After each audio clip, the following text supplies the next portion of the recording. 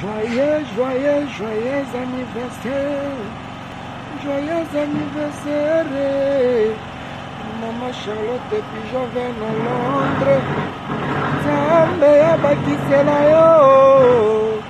Zambe abakisela yo. Mbotama elamu.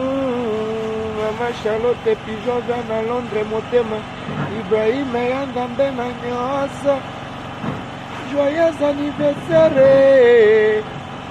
Ouais, joyeux anniversaire à toi, maman Charlotte depuis Jean Verne à Londres.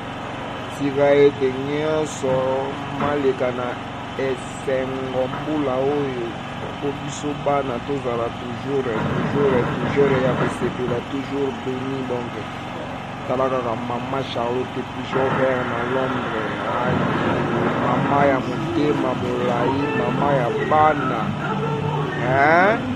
Mama ya motema molai, mama ya bana. Donc yebele olobeza te, plein de prospérité, longévité, hein? etc.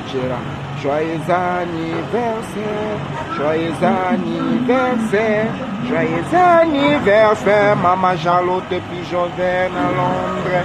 Joyeux anniversaire, Otama et l'amour, Otama et l'amour, Otama et l'amour, maman, Otama et l'amour. Ouais.